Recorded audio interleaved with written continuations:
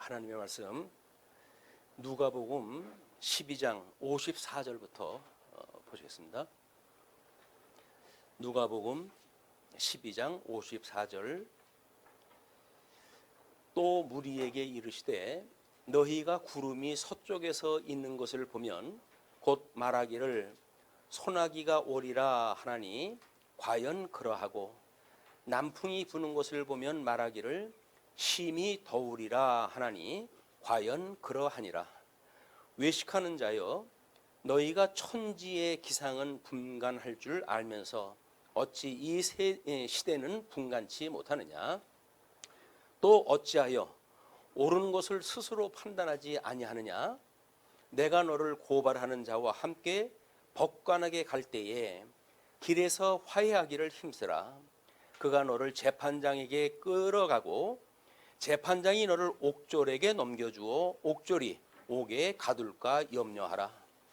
내게 이르노니 한 푼이라도 남김이 없이 갚지 아니하고서는 결코 거기서 나오지 못하리라 하시니라.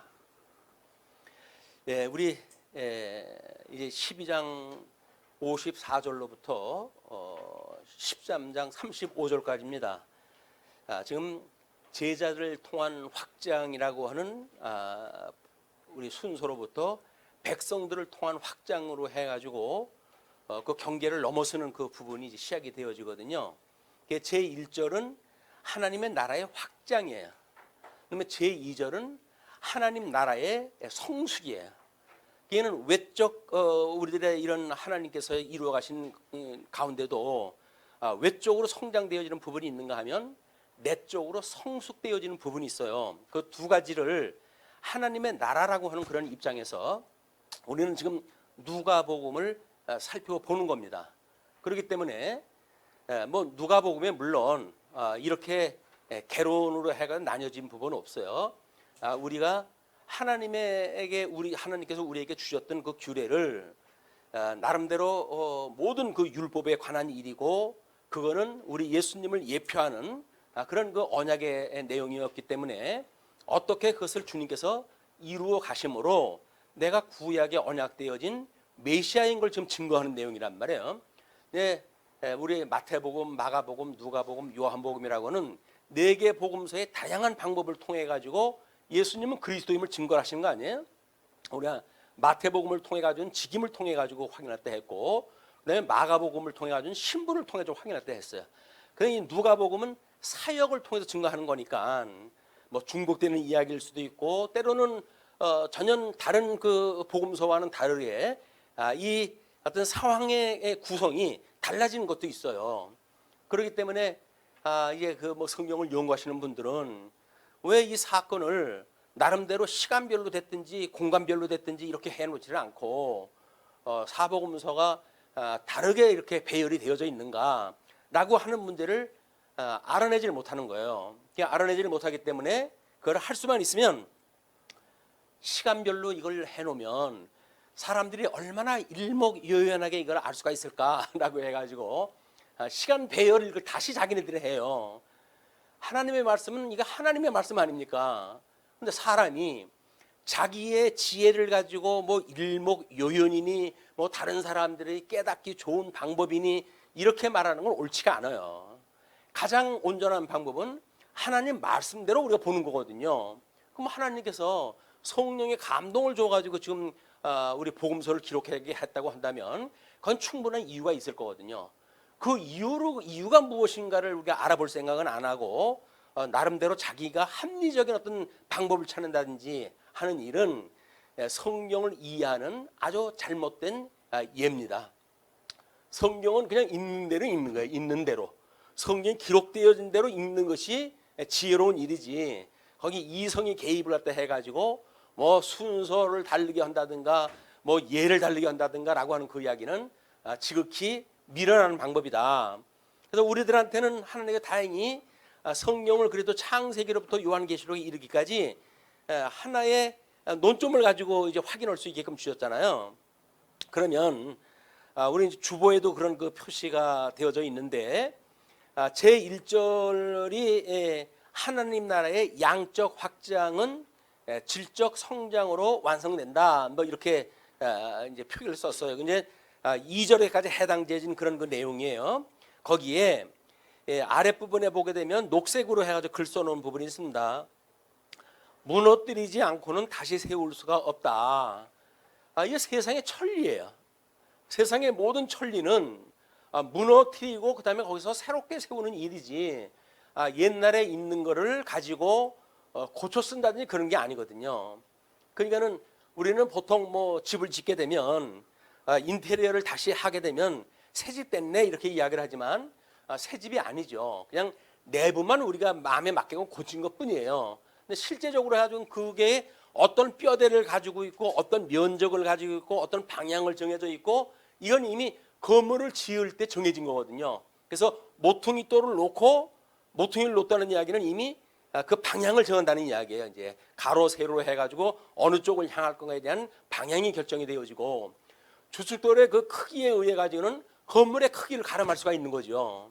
뭐 몇 층짜리 집을 짓는데 조그만 그 뭐 기와장 같은 거에다 기초돌을 놓을 수 있는 게 아니잖아요. 근데 모든 게 이미 기초로 해가지고 확정이 되어지는 겁니다. 이게 그러면 기초로 되어진 게 확정이 지금 우리가 복음서라고 하는 과정 안에요. 그럼 복음서를 통해 가지고 우리 주님이 구약에 언약되어진 대로 이렇게 오셨네.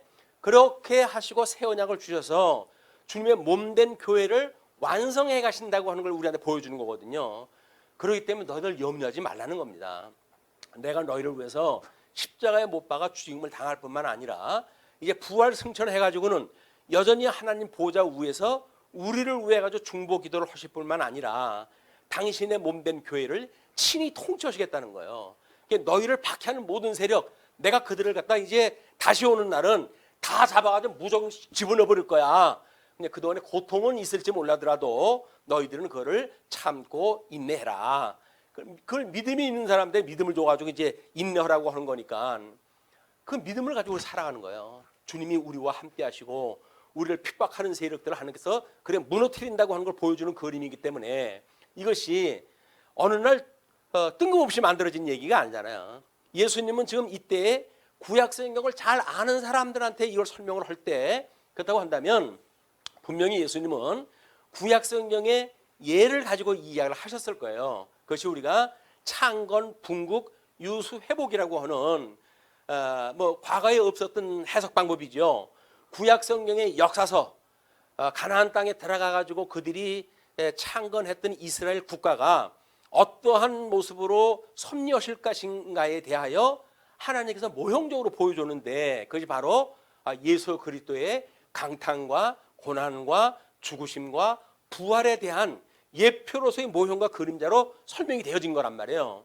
그러니까 우리는 그때까지는 구약 성경을 가지고 그걸 알아볼 수가 없으니까 율법을 자기 스스로 지켜야 된다고 생각하는 율법주의자들이 만들어지기도 했고 그 율법주의자들에 의해 가지고 외식이 만연하니까 사람들은 하나님이 여호와라고 그렇게 알고 있으면서도 심령의 평강을 누리고 살 수가 없는 거예요.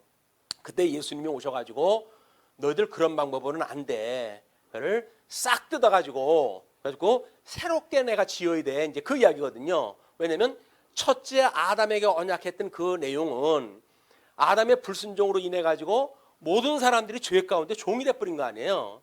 그 사망 가운데서 이걸 만들어낼 수가 있는 게 아니에요. 생명의 나라고 생명의 역사이기 때문에 새롭게 생명의 세계로 하나님께서 하나님의 나라를 만들어야 되기 때문에 옛날 너희들이 만들었던 그런 구습으로 되어진 거 내가 다 헐어버리고 그리고 그 위에다가 새로운 집을 질 거야. 그것이 하나님 나라야. 우리가 그 하나님 나라에 살아가는 거예요. 영원한 하나님 나라. 그걸 우리의 주제가 돼가지고 지금부터 만사를 섭리하시고 당신의 택한 백성들의 머리카락 하나까지도 살피시면서 우리를 보호하시는 그 주님이 지금 우리를 불꽃 같은 눈으로 보고 있다고 하는 그런 마음가짐을 가지고 우리가 지금 살아가고 있는 거다. 세상에 우리를 공박하는 모든 이 적세력들을 주님께서 다 원수를 갚아주신다는 거거든요.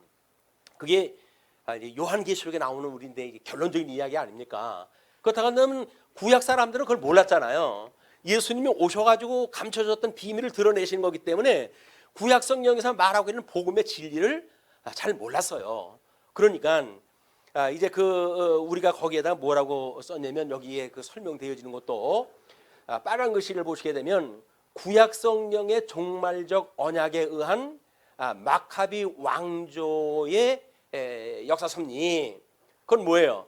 다니엘을 통해 가지고 하나님의 언약되어진 나라가 어떻게 갖은 세력들이 공격하는 가운데에 그 나라를 하나님께 지켜주시는가, 그 내용을 다니엘서를 통해 가지고 우리한테 보여줬어요. 그리고 이제 수전절을 우리한테 지키게끔 해가지고 그 더럽혀졌던 성전을 깨끗하게 하는 일이 하나님께서 행하신 역사를 우리가 공부를 했기 때문에 그 마카비 왕조가 끝나고 하스몬 왕조가 시작이 되어졌는데 그 하스몬 왕조로부터 우리 이 헤롯 왕국 이런 걸로 해가지고 요한계시록의 배경이 되어지는 거거든요. 이 요한계시록의 배경을 이제 하나님께서 이미 주님께서는 예수님이 오셔가지고 헤롯 왕국 아래서 태어났어요. 그러면 이둠의 출신이었던 거짓 왕 아래서 태어났던 그 예수님께서 그걸 이제 고발을 하고 구약 성경에 언약되어진 대로 오는 메시아가 아니면 그건 거짓 메시아야. 너희들 그 말에 현혹되면 안 돼. 그걸 지금 강조하시는 거란 말이야. 그러면 우리는 성경 구절을 가지고 그것이 어떻게 구약에 언약되어진 내용인 걸 알 수 있을까? 근데 그걸 살피는 것이 우리가 보고 있는 성경 신학적인 구조예요. 이거를 우리 뭐 이 신천지처럼 성경에 짝짓기겠다 한다 가지고 여기 같은 단어, 신약에 같은 단어, 그래가지고 이게 언약 성취라고 하는 구조를 만들어 놔가지고 그들도 언약 성취라고 이야기를 해요. 그게 언약 성취가 아닙니다. 하나님의 언약은 구약 성경을 통해 가지고 모형적으로 보여줬던 것이 실체와 같아야 되는 거예요.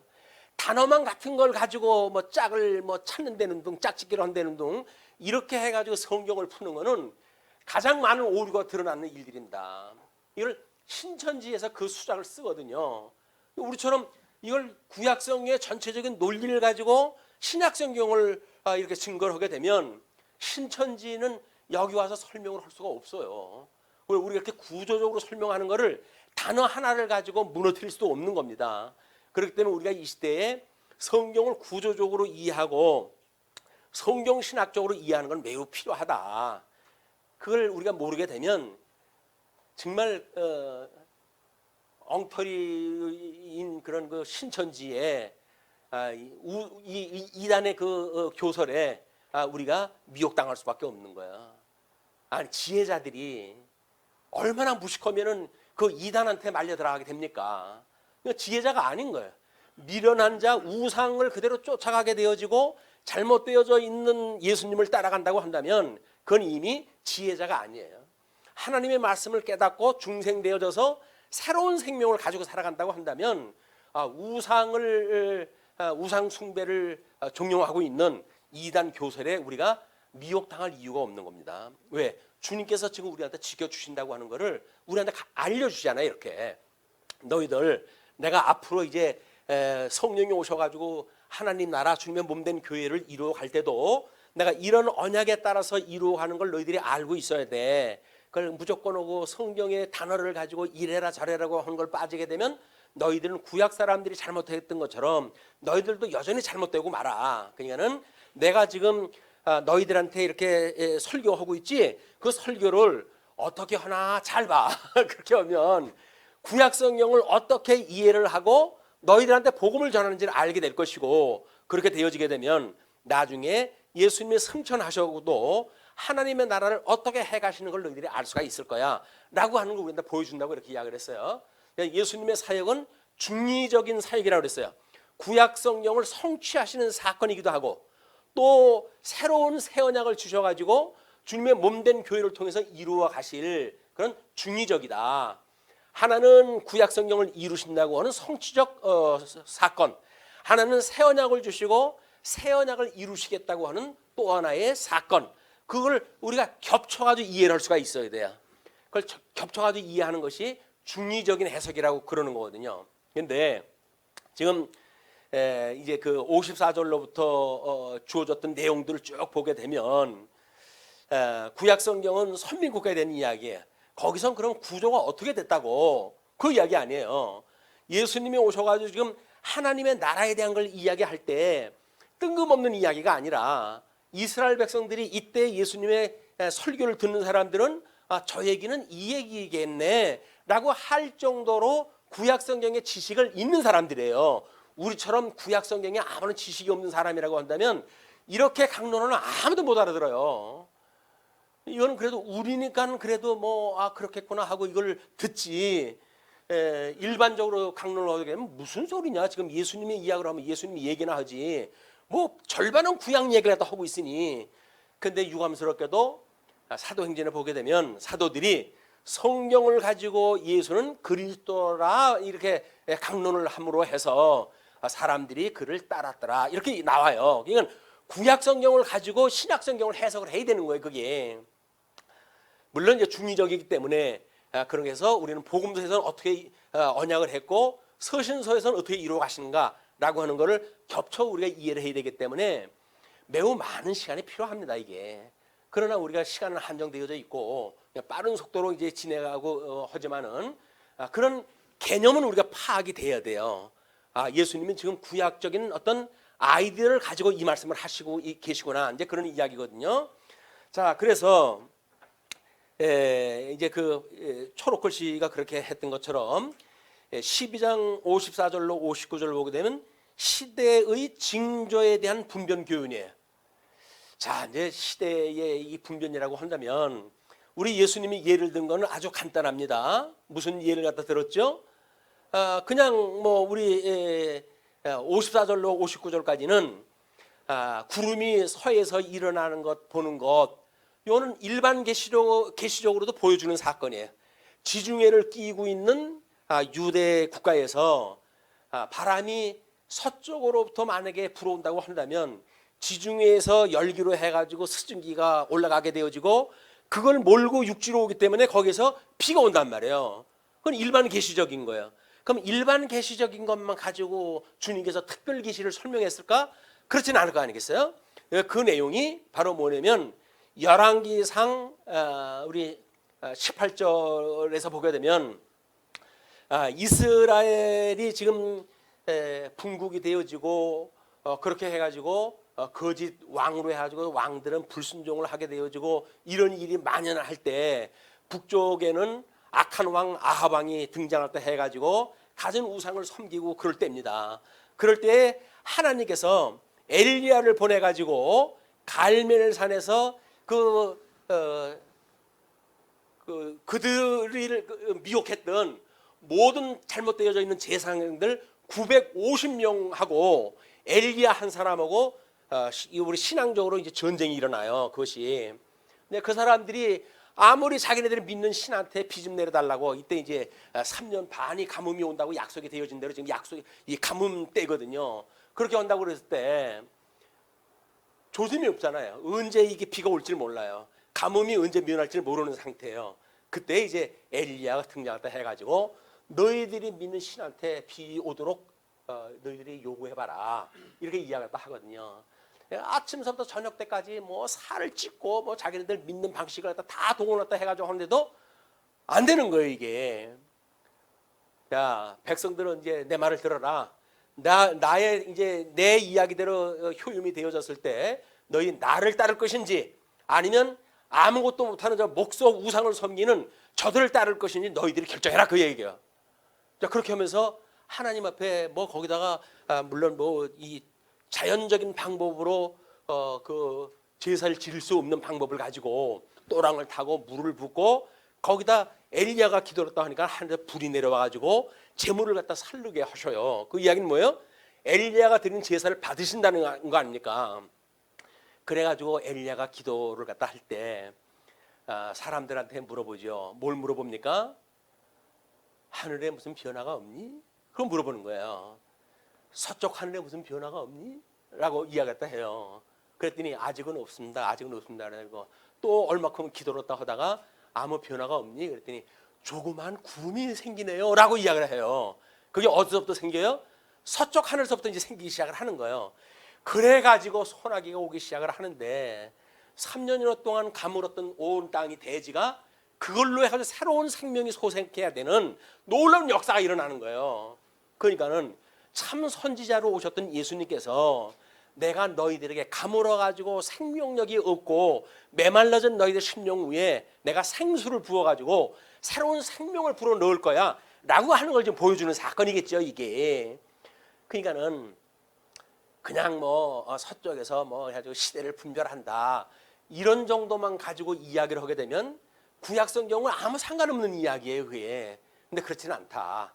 우리 엘리야를 통해 가지고 타락한 우리 북쪽 이스라엘을 하나님께서 어떻게 징치하시는지 그런 게 의해 가지고 마지막 북쪽 이스라엘 멸망시키고, 그리고 남쪽 유다는 어떻게 이제 생명력으로 그들을 12지파를 다 묶어 가지고 회복하게 하시고, 그리고 하나님 나라를 이루어 가실 것인지 이걸 보여주시겠다는 이야기거든요. 그래서 이제 이런 그림을 하나 그렸어요.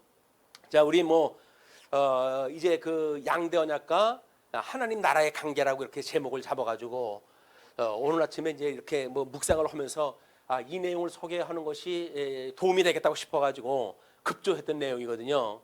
거기에 우리 학계 선지자가 이야기했던 내용이 왼쪽의 내용이에요. 그것이 이 성전의 나중 영광이 이전 영광보다 크리라. 만군의 여호와의 말이니라. 내가 이곳에 평강을 주리라. 만군의 여호와의 말이니라. 이스라엘 백성들이 성전을 통해 가지고 하나님하고 이제 제사를 드리고, 그리고 하나님 앞에 용서함을 받고, 그래서 심령의 평강을 누리고 안식을 누리고 살아갈 수가 있는 거 아닙니까? 그러니까 하나님 그런 성전인데, 그런 성전이지 뻔히 아시면서 남쪽 유다가 멸망될 때 그걸 왜 무너뜨리셨을까요? 아니 그게 생명의 줄인데 하나님 그 성전을 완전히 박살내버리잖아요. 돌 위에 돌 하나 남지 않도록 다 소실시켜버려요. 그래 놓고는 나중에 70년이 지난 뒤에 하나님께서 그 성전 그걸 다시 복구하라고 해가지고 그들을 이스라엘 백성들, 포로되어졌던 이스라엘 백성들을 그들의 땅으로 다시 보내주십니다. 그때 그들이 지는 일이 힘으로나 재력으로나 약하기 짝이 없어요. 그렇기 때문에 정말 그걸 방해하는 사람들의 이야기처럼 짐승 하나가 올라가도 무너질 그런 그 성을 짓듯이 그게 성이라고 짓냐 이렇게 비난을 갖다 할 때거든요. 그런데 하나님께서는 그들을 보란 듯이 성전을 완성을 짓게 하셔요. 그 완성을 하기 전에 기초만 놓을 때도 돌아온 사람들이 옛날 그 성전의 아름다웠던 모습을 봤던 어른들은 통곡을 하고 웁니다. 어찌하여 하나님의 이런 영광의 모습이 내 생전에 내 눈을 뜨고 그걸 보게 하십니까? 그런 이야기 아니에요. 그러면 죽었던 우리가 살아났다고 했을 때 어떻게 내 성전에 죽었던 나의 눈을 열어가지고 이 신비로운 생명의 세계를 보게 하십니까? 라고 하는 감동이 지금 우리들의 감동이거든요. 근데 그런 감동을 안 가르쳐 주는 거예요. 그냥 기도하면 병을 고쳐준다는 둥, 복을 준다는 둥, 쓸데없는 세상 거 구하라고 그러지 신령한 생명의 세계 걸 이야기를 안 하니까 예수를 백날 믿어도 믿는 게 아니지만 믿는다고 고백을 했다 해도 신령한 세계를 볼 수가 없는 거예요. 여전히 우리가 죄 중에 있었을 때의 세계, 성경에서 너희들 구습을 벗어버려라 그렇게 했던 그런 그 구습들, 그걸 따라가지고 여전히 살아가도록 우리가 신앙생활을 하거든요. 근데 신앙생활은 그게 아닙니다. 먼저 지었던 모든 집을 무너야 돼요. 내가 인간적으로 지어졌던 모든 세계가 없어져야 돼요. 그래 그리스도께서 이 새롭게 세우신 세계, 그 세계를 우리가 누리고 살아가는 것이 성도들의 신앙생활이다. 이거를 이제 이야기를 해야 되는 거거든요. 왜? 하나님 나라가 지금 성숙하고 성장해 가는데 모양만 지금 성숙한다고 이야기가 되어지는데 구약 성경에서 전혀 아니잖아요. 만약에 그렇게 외적 성장이라고 한다면 더 우리 다윗이 지었던 것보다 더 멋있는 집을 지어주셔야 될 거 아닙니까? 근데 그게 아닌 거예요. 우리 마카비 왕조 때에 그 더럽혀진 성전을 수전하셨을 때 그 성전의 모습은 초라하기 짝이 없었던 거예요. 그런데 선지자들은 그거를 하나님의 영광을 보시는 거예요. 그렇게 성전 자체를 보는 것이 아니라 성전이 금박이로 해가지고 만들었냐, 엄청난 크기로 만들었냐라고 하는 그런 것을 보는 것이 아니라 하나님께서 너희들이 할 수 없는 그런 크신 영광을 친히 만들어 너희한테 보여주시는 거야라고 하는 우리들한테 이런 영적 성장의 모습으로 봐야만 보일 수 있는 세계를 보여주셨단 말이에요. 우리들이 추구할 세계가 어떤 세계입니까? 그러니까 어떤 형식적이고 또는 외적 어떤 그런 뭐 성장이라든지 그런 데 있는 게 아니에요. 근데 그걸 모르니까 교회에서 우리가 목회를 한다면 어떻게 해야 돼요? 교회당은 크게 져야죠. 목사는 뭐 외국에서 그래도 학위라도 몇 개를 가지고 있는 사람이어야 되죠. 그래야 뭐 많은 사람들한테 뭐 말빨이라도 먹힐 거 아닙니까?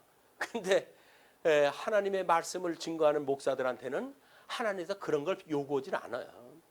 아주 힘없고 돈 없고 부질없는 사람, 자기를 부인하는 사람, 나는 아무것도 아닙니다. 오직 주님만이 나의 생명입니다라고 고백하는 사람, 이런 사람을 불러가지고 그걸 시키는 일이거든요. 근데 이걸 구조적으로 그래가지고는 안 된다는 거예요. 이제 마구잡이로 교회에 엉터리 목사들이 생겨가지고 한국 교회가 이렇게 무너진다 이렇게 이야기를 하는데 그런 사람들 때문에 무너지는 게 아니에요. 잘난 사람들 때문에 무너지는 거예요. 교회는 잘난 사람 때문에 무너지는 거지 못난 사람 때문에 무너지질 않습니다. 왜? 못난 사람들은 엄두가 안 나서 그런 일을 못해요. 잘난 사람들은 내가 세상에서도 했는데 교회에서 왜 안 돼? 라고 그런 마음을 가지고 하니까 그러니까 엉터리로 자기의 억지의 힘이 작동이 되어지고 세상에 쓰던 기술 뭐 이런 것들이 이제 도입이 돼가지고 교회가 사회와 똑같은 모습이 되어지는 거예요. 이걸 우리는 경계했다 해야 된다. 신령한 세계를 어떻게 이루어가는지. 그래서 오른쪽에다 그렇게 설명을 했어요. 누가복음 제2장 하나님 나라에 대한 증거에서 확장과 성장이라는 구조는 상실한 에덴을 천년 왕국으로 회복하실 섭리 사역에 대한 실체적 성취 내용이다. 이미 상실했던 에덴과 그 다음에 그 상실했던 에덴이 예수님으로 이제 재림할 때 천년왕국이 이루어지잖아요. 그걸 이루어가신 게 실체적인 사역이란 말이에요. 이게 실체적인 사역이라는 이야기는 뭐예요? 영적 사역이라는 거예요. 영적 사역을 우리가 깨닫는 일이 신앙생활의 본질이지.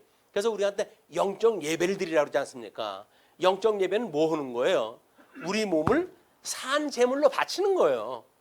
제물로 우리를 제물로 바치는 거라니까요. 뭐를? 우리 몸을. 그걸 산제사라고 이야기를 하고 그거를 영적 예배라고 하는 겁니다. 그런데 산제사를 드리기는커녕 내 몸을 애지중지해가지고 더욱 갈고 닦고 해가지고 세상에 이름 내는 사람의 모양을 만들려고 하니까 교회 생활이 적응이 안 되는 거예요. 이게 아니 교회 와가지고 내가 무식군들하고 같이 내가 살 군번이야? 이렇게 될 거 아닙니까? 아무것도 모르는 그 무지랭이 같은 사람들하고 내가 같은 교제를 나눈다고? 나는 그건 못하지. 그렇게 될 수밖에 없는 거예요. 그런데 같은 생명이라고 한다면 우리의 머리가 주님이고 주님으로 말미암아 같은 지체라고 한다면 내 형제요 자매일 거 아니겠어요. 잘났다고 해가지고 내 형제가 아닙니까? 못났다고 해가지고 내 자매가 아닙니까? 아닌 거예요. 근데 그걸 우리가 잘못 오해를 하게 되면 세상의 논리대로 우리는 그래도 내 배라고 맞아야지. 박사는 박사들끼리 모여, 의사는 의사들끼리 모여 라고 해가지고 전도회를 만들어주고 이렇게 하는 거는 한마디로 교회를 무너뜨리는 음모들과 숨어 있는 거예요. 그걸 모르는 사람들이 그래도 뭐 레벨이 많은 사람끼리 무너져야 교제가 된다 이렇게 이야기를 하고 그러는데 그건 잘못되어진 생각입니다. 성령의 감동을 받아가지고 교제를 나눈다는 이야기는 그런 육적인 방법으로 나누는 게 아니거든요.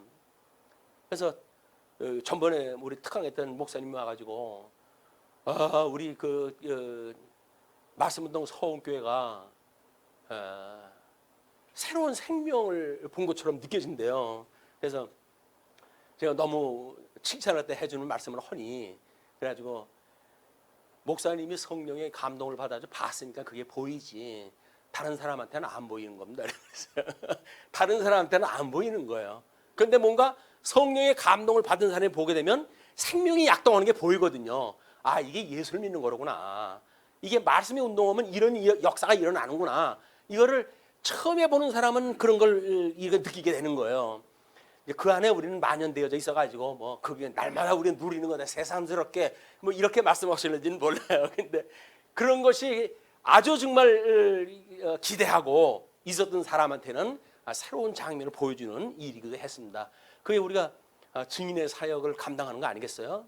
그렇기 때문에 지금 이런 그 일들이 누가복음을 통해 가지고 하는 일도 예수님이 오실 때까지 새로운 집을 갖다 짓겠다는 이야기인데 그 집을 지어가는 일을 우리를 통해서 그 일을 갖다 해가신다. 이렇게 보시게 되면 지금 여기서 시대의 징조에 대한 분변이라고 하는 그 이야기는 현재의 문제에 있는 걸 문제로 보여야 돼요. 지금 교회가 어떻게 세속화되어져 있는가를 보지 못한다고 한다면 세속화로부터 신령한 교회로 바꿀 수가 없어요. 문제의식이 없는데?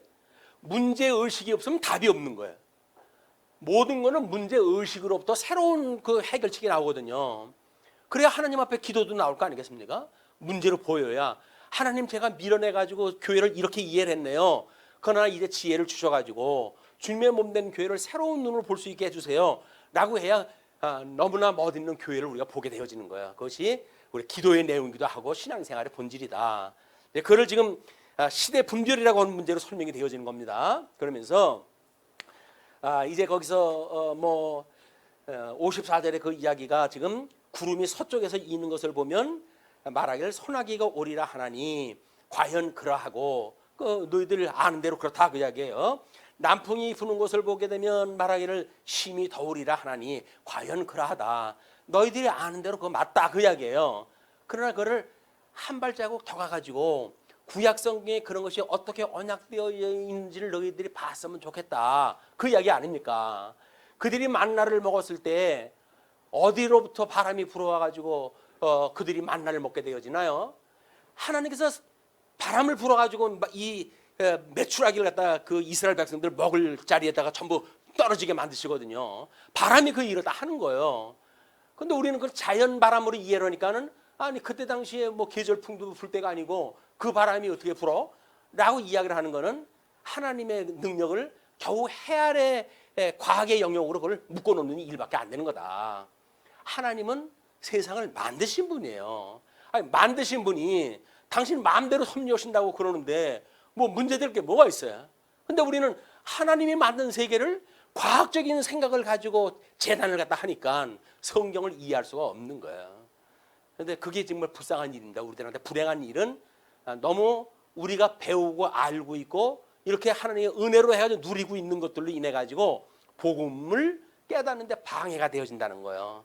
하나님께 지혜를 주시게 되면 없는 거로부터도 우리가 지혜를 얻게 되어지는데 우리 하나님이 주셨던 한없는 은혜의 선물을 가지고 더욱 풍성한 은혜를 깨닫는 것, 이것이 오늘 배울 그런 그 교육이라고 보여집니다. 자, 그러면서 또 어찌하여 옳은 것을 스스로 판단하지 아니하느냐. 스스로 판단한다는 이야기는 뭐예요? 거짓 지도자들이 너희들이 이렇게 이야기하는 대로 아무 생각 없이 그걸 따라가느냐 그 이야기예요.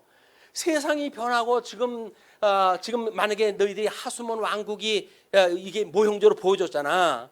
저 마카비 왕조까지 구약 성경의 모형적으로 다 보여줬지. 그거대로 해가지고 하수몬 왕국을 통해 가지고 지금 이렇게 우리 그 나팔 재앙 중에 4가지 재앙이 그때 일어났던 재앙 아닙니까? 그리고 3가지 화가 바로 그 마카비 하수몬 왕국이 누렸던 그 성전을 폼페우스가 와가지고 더럽히는 사건으로부터 해가지고 첫째 화로부터 시작되어지는 거거든요. 그러면 하나님의 성전이 이렇게 더러워지는 걸 보고 너희들이 아무 생각 없니? 그 이야기 아닙니까? 이스라엘 백성들이 하나님의 그 성전을 갖다 우상을 섬기고 그러는 걸로 해가지고 하나님께 싹 쓸어버렸는데 지금도 여전히 우리 다니엘의 예언대로 해가지고 수전을 깨끗하게 해주는데도 불구하고 아직도 그 성전을 더럽히는 일이 너희들 중에 일어난다고 한다면 그러면 구약 성경을 가지고 너희들 뭘 배운 거야? 그런 그 이야기란 말이야. 그러니까 거기에서 지금 그 사람들한테 너희들이 그렇게 외식하는 자가 천지의 기상은 분간할 줄 알면서 어찌 이 시대는 분간하지 못하느냐? 이건 외식하는 자들에 대한 이야기예요. 또 어찌하여 옳은 것을 스스로 판단하지 아니하느냐? 스스로 판단하는 게 그래 중요하다는 거야. 우리 신앙생활은 스스로 해요. 스스로. 물론 뭐 우리가 이 성장할 적에는 지도도 받고 해가면서 살아가는 일이죠. 그러나 주님의 몸된 교회 생활을 한다는 이야기는 스스로 그 일을 감당할 수가 있어야 돼요. 왜? 우리는 독자적으로 새로운 생명을 얻은 자니까. 난 내 생명은 내 거예요 이제. 우리 주님께서 나에게 맡겨놓으신 생명이란 말이에요. 그걸 다른 사람이 간섭하면 안 되잖아요. 아니 내가 우리 새 생명을 주어가지고 자유를 얻겠는데 지도자가 그렇게 하면 안 돼요. 이렇게 하세요. 저렇게 하세요. 라고 이야기를 하게 되면 그건 누구 말을 들어야 되는 거예요? 스스로 깨달은 진리의 자유를 인해 가지고 자유를 누릴 겁니까? 아니면 거짓 지도자가 이래라 저래라고 한 거에 우리가 줄레줄레 따라가야 되느냐? 그 이야기입니다. 그럼 뭐 여러분들의 선택이에요. 지금도 어떤 지도자가 와가지고 이렇게 하세요 저렇게 하세요라고 하는 거를 줄레줄레 아유 그래 뭐 그래 편한 대로 하자라고 만약에 하신다고 한다면 여러분들은 스스로 여러분들의 자유를 포기하는 거예요. 여러분들의 권리를 포기하는 거예요. 만약에 내 자유를 누가 억압한다고 한다면 그거를 신앙적으로 해가지고 조근조근 우리가 반론을 필 수가 있어야 돼요. 그걸 복음을 알고 있는 우리들의 힘이죠. 우리가 진리를 아는데 비진리를 가지고 우리 공격하는데도 불구하고 아무 소리 못한다고 한다면 진리를 아는 게 뭔가요? 그냥 진리를 가지고 그런데요. 성경에는 원리가 이렇게 되어져 있지 않나요? 라고 이야기했다 해가지고 스스로 자기 진리를 자기 자유를 지킬 수가 있어야지. 그걸 못 지켜놓고는 나는 억울해요. 뭐 왜 억울해요? 왜 억울하기는 자유를 갖다 줬는데 그 자유를 누려야지. 그를 진리로 해가지고 우리가 어떻게 변증하는가 그것이 복음 증거하는 방법이에요. 우리 교회 신학이 만들어지고 하는 것들이 다 왜 만들어집니까? 철학이 하도 공격을 해오니까 그 철학에 대응하기 위한 변증을 위한 신학이 교회 신학이에요. 그러면 우리가 교회 신학 뭐 4대 신학을 묶어가지고 이해를 한다고 그러는데 그러면 잘못되어져 있는 신학적인 공격이 오게 되면 우리들이 알고 있는 신학의 세계를 가지고 그거를 변증을 해야죠. 그건 그렇지 않습니다. 성경은 그렇게 말하지 않습니다라고 이야기를 해야 되는데 실력이 없으면 우리는 거기에 꼬북노릇 할 수밖에 없어요. 우리 자유를 갖다 누릴 수 있는 거는 우리가 아는 것만큼 누릴 수가 있는 겁니다. 자, 그래가지고 또 어찌하여 옳은 것을 스스로 판단하지 아니하느냐. 내가 너를 고발하는 자와 함께 너를 고발하는 자는 누구예요? 율법이 지금 우리를 고발하는 거거든요. 왜? 하나님의 법은 하나님이 좋아하시는 것과 싫어하시는 것으로 해가지고 하나님이 싫어하시는 모든 행위를 갖다 죄로 정지를 갖다 하니까 정죄라고 하는 그 이야기는 뭐예요? 우리를 고발을 갖다 한단 말이에요. 넌 죄인이지? 라고 고발을 갖다 하는 거거든요. 이게 고발하는 자와 함께 법관에게 갈 때에 이제 심판 그 법관 앞에 갈 때 길에서 화해하기를 힘쓰라. 만약에 거기서 그 사람이 너 이렇게 율법에 너 어긋났어. 너 이거대로 해가지고 내가 고발할 거야. 만약에 우리를 고발을 하려고 그러면 어떻게 해야 돼요? 거기서 내가 잘못했으니 용서해줘 라고 해가지고 그 사람한테 용서를 빌든지 아니면 변호사를 써가지고 뭐 어떻게 하든지 해야 될 거 아닙니까? 근데 우리 변호사가 누구예요? 예수님 아니에요. 그 예수님이 우리 대속하셨다는 거 아니에요? 대속의 은혜는 우리가 알잖아요. 이 성경의 모든 거는 다 모른다고 하더라도 나는 예수님의 대속으로 새 생명을 얻었어. 나는 영생을 얻었어. 그래서 새 생명을 얻은 하나님의 백성이야. 라고 하는 걸 아는 게 우리 성도들 아닙니까? 그렇다고 한다면 우리를 고소하는 사람이 있다고 한다면 최소한 그걸 가지고 우리는 자유를 누려야죠. 우리 예수님이 내 죄 대신 다 돌아가셨는데 내 죄가 뭐가 있어? 우리 주님과 다 용서해 주셨는데 난 죄 없어. 라고 이야기를 할 수가 있었단 말이에요. 그게 대속의 은혜를 깨닫는 성도들의 용기예요. 용기. 믿음의 그런 능력이란 말이에요. 근데 그걸 믿음의 능력이 없으면 그러게 말이에요. 주님이 나를 위해서 이렇게 대속의 은혜를 갖다 베풀어 주셨는데도 나는 아직도 이렇게 죄 가운데 살아가지고 정말 주님 보기에 염치도 없고 뭐 별 낯이 없어요. 아니 무슨 체면치레로 예수 믿습니까? 아닌 거예요. 우리는 죄구덩이 있던 우리를 불러내가지고 우리 예수님께서 거저 그냥 주신 거예요. 거저 생명을 주신 거예요. 내가 너를 위해 가지고 십자가에 못 박혀 죽는다. 그걸 선언하신 거예요. 아유 주님 그런 은혜가 어디 있어요? 라고 우리는 감격할 일이지. 아유 주님 저 같은 죄인을 위해 가지고 뭐 주님까지 돌아가십니까? 그러지 마시옵소서. 이게 베드로가 했던 짓이에요. 주님 내가 이제 죽을 거야 죽으러 갈 거야 라고 그랬더니 그럴 수가 없습니다 하잖아요. 예수님 뭐라 그래요? 사탄아 내 뒤로 돌아라 그러잖아요. 그 이야기는 주님이 십자가에 죽으셔야 되는 거예요. 그래 우리 죄를 갖다 위해 가지고 대속을 하시니까. 그래서 예수님을 믿는다는 이야기는 대속의 은혜를 믿는 거예요. 대속의 은혜를 믿으니까 더 이상 이제 율법의 고소로부터 우리는 정죄받을 게 없잖아요. 왜? 우리 예수님이 그것 때문에 돌아가셨는데, 내 주님이 그것 때문에 돌아가신 걸 내가 알고 있는데, 내가 성찬을 드릴 때마다 또는 세례를 받을 때도 신앙 고백을 그렇게 했고, 우리 주님이 나를 위해서 돌아가셨다고 내가 고백을 하고 있는데, 누가 나를 정죄를 갖다 해? 이렇게 해가지고 우리가 대응을 할 수가 있어야 되는데, 그 일반 윤리적인 데 빠져버리게 되면 그런 힘이 자꾸 약해지는 거예요. 복음의 핵심이 뭐냐? 예수님이 나의 죄를 대신 지시고 돌아가셨다. 더 이상은 율법이 나를 정죄할 수 없다, 그 이야기예요. 신나는 거 아닙니까? 힘나는 일 아닙니까? 신앙생활은 힘나게 하는 거예요. 신나게 하는 거고, 뭐 그냥 하기 싫은 거 억지로 끌려다니면서 하는 게 아니라, 이런 나를 위해서 주님이 돌아가셨다고? 말도 안 돼. 맞습니다. 말도 안 되는 일이에요. 어떻게 나 같은 인간을 위해 주님께서 하나님이 친히 돌아가실 수가 있냐고요. 그 은혜가 놀라워 가지고 우리는 이 한 목숨 바쳐 가지고 충성해도 모자란다 라고는 생각을 가지고 신앙생활을 하게 되어지는 겁니다. 그것이 예수님 안에서 어떤 박해라도 달게 받을 수 있다고 하는 자신감이에요. 자, 그러니까 재판장에 끌어가고 이제 그렇게 너를 고발하는 자가 갈 때 길에서 화해하기를 힘쓰라. 그가 너를 재판장에 끌어가고 재판장이 너를 옥조록에 넘겨주어 옥졸이 옥에 가둘까 염려하라. 죄를 졌으면 옥에 가두는 건 당연한 거 아니겠어요? 그럼 그 일은 뭐예요? 사실은 이거에 대한 그 예들은 무슨 얘기예요?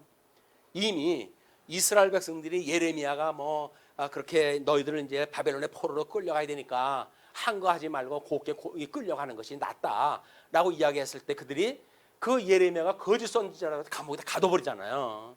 그런 그 일은 뭐예요? 옥에는 거짓말 한 사람들이 갇혀진 데인데, 근데 우리 주님께서는 지금 그런 예를 들어가지고 구약 성경의 예를 들어가지고 율법이 너희를 정죄했다 하지, 너희들 그것 때문에 지금 이렇게 심판을 받는다고 그랬지. 그런데 내가 너희들 죄를 다 용서하고 그리고 너희들을 이제 용서까지 해가지고 그 어둠으로부터 불러냈어. 죄로부터 너희를 불러낸 내가 주님이야, 너희들 메시아야라고 이야기를 하는 거니까 옥졸에게 넘겨지기 전에, 옥종에 가기 전에 그를 미리 화해를 갖다 하라, 그 이야기예요.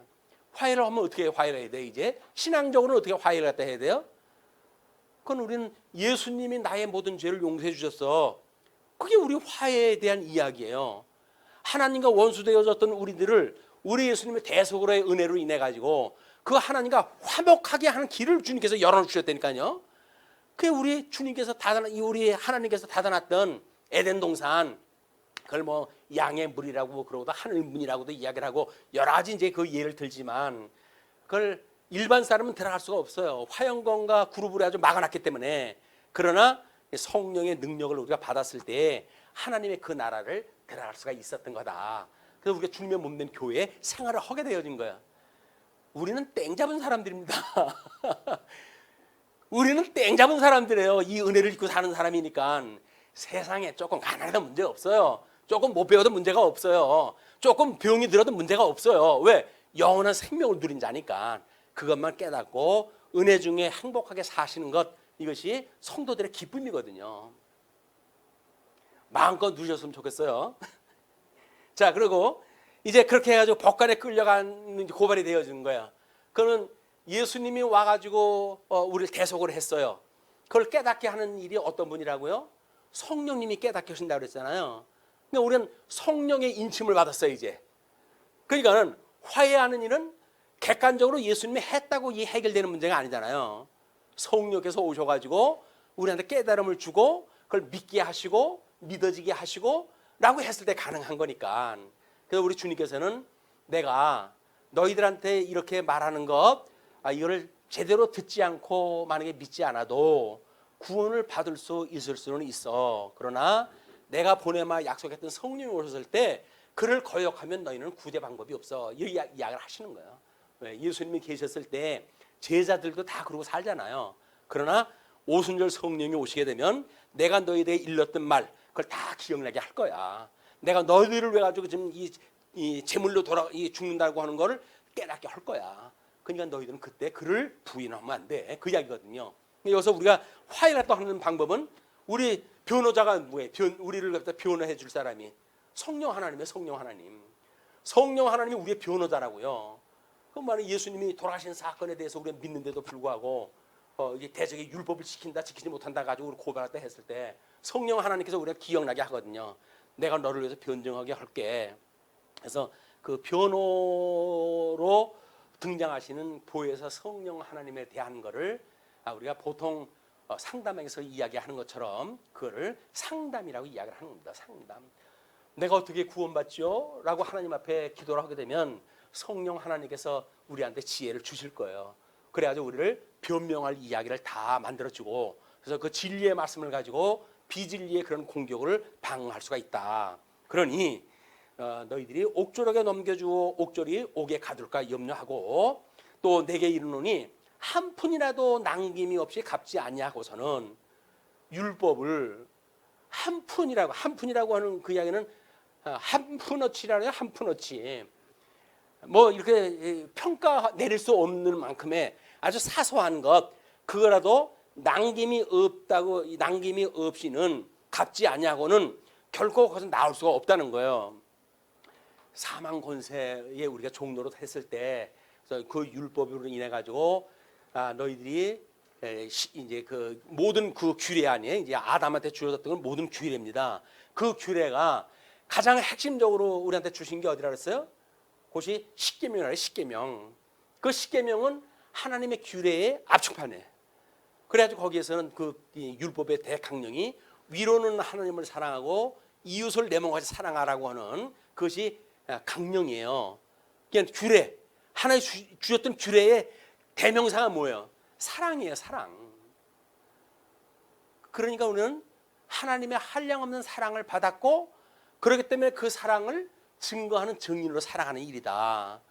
성도들의 삶, 사랑을 하지 않는다고 한다면 증인의 삶이 아닌 거예요.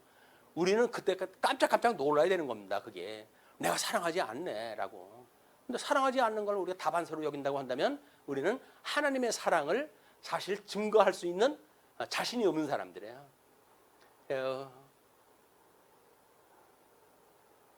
여기까지만 들으면 시험 들 사람이 있는데 내가 어떻게 그 사랑을 할 수가 있어요?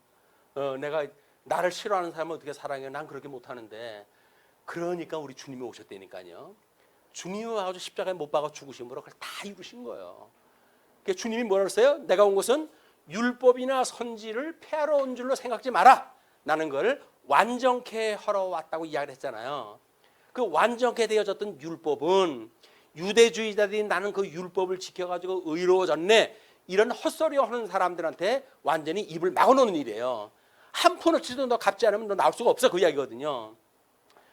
성경 그 율법이 얼기설기 되어져 있으니까 그런 그 법망을 피해가지고, 그걸 요즘 법꾸라지라고 해요. 법꾸라지. 법망을 피해가지고 그 면제받는 사람들이 있거든요. 그런 법을 전문적으로 연구하는 사람들이 법꾸라지 역할을 다 하는 거예요. 법망을 피해가지고 자기의 부정부패를 갖다 누리고 권력을 누리고 하는 게 법꾸라지대로 하는 일이에요.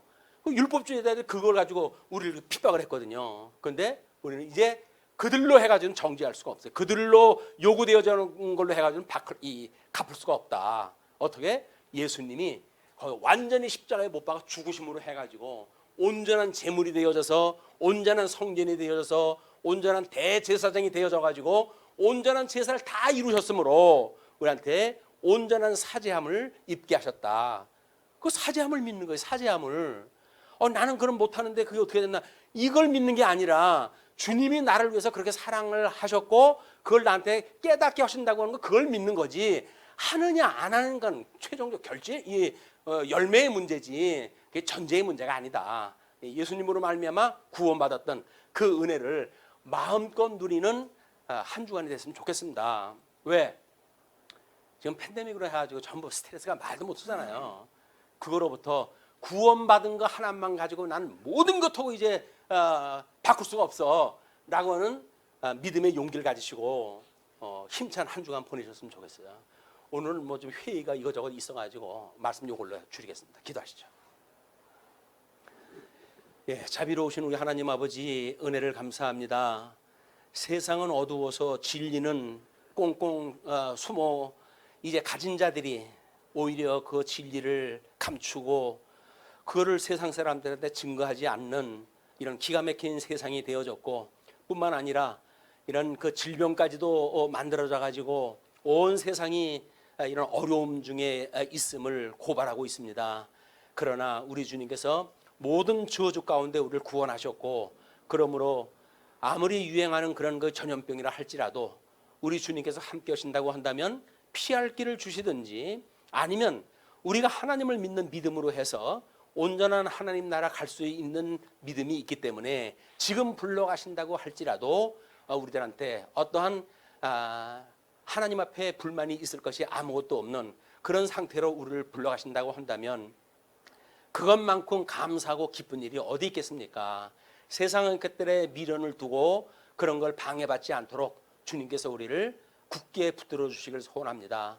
우리가 보고 배우고 깨닫는 이 진리의 말씀을 가지고 비진리의 세력의 종로로 타고 있는 불쌍한 영혼들에게 진리를 전승하고 보수하는 주님의 몸된 교회의 사역을 감당하기를 소원합니다.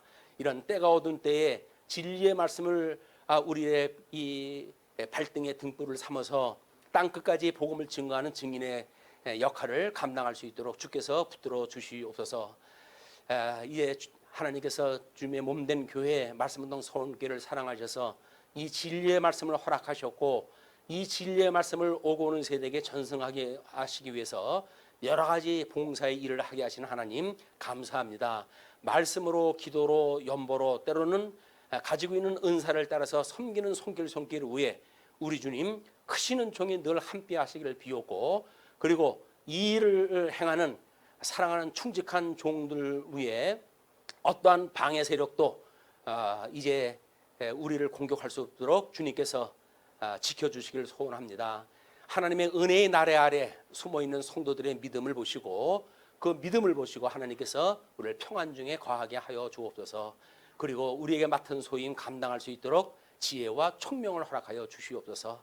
흩어져 있는 한 주 동안도 은혜의 장중 아래 두시옵기를 비우며 우리를 구원하신 우리 주 예수 그리스도의 이름으로 기도하옵나이다.